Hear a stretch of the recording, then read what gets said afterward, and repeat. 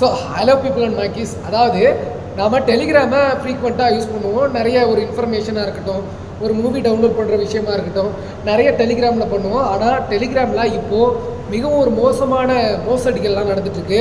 So அது என்ன நடக்குது, எப்படி நடக்குது, அது எங்கேருந்து ஸ்டார்ட் ஆகுது, அதை வந்து எப்படி தப்பிக்கிறது அப்படின்னு சொல்லிட்டு நாம் இந்த வீடியோவில் தெளிவாக பார்க்க போகிறோம்.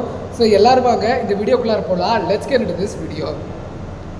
ஸோ ஃபஸ்ட்டு என்ன சொல்கிறாங்கன்னா, அவங்க ஃபஸ்ட்டு டெலிகிராம் மோசடி அப்படின்னு நடக்கும் போதே ஃபஸ்ட்டு அவங்க உங்கள் அக்கௌண்ட்டில் சின்ன சின்ன அமௌண்ட்ஸை போட ஆரம்பிப்பாங்க.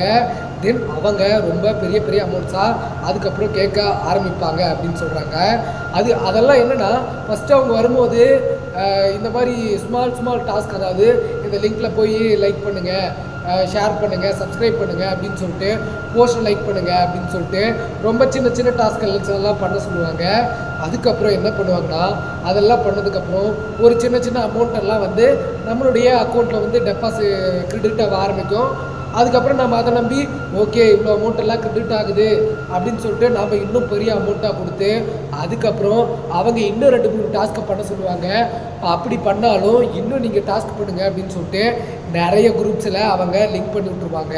அப்படி ஒவ்வொரு குரூப்பில் நம்ம லிங்க் ஆகி நம்மளுடைய பெரிய பணங்கள் இறந்துருக்கும்.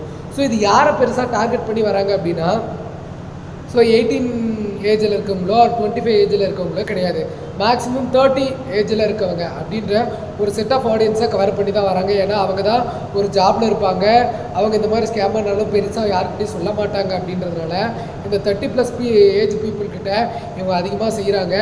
ஆனால் இதை நிறைய ஸ்டூடெண்ட்ஸ் என்ன பண்ணுறாங்கன்னா, இந்த மாதிரி நம்ம 18-25 சொன்னால் ஒத்துக்க மாட்டேன்றாங்கன்றதுனால அவங்க ஸ்ட்ரெயிட்டாக 30 சொல்கிறாங்க.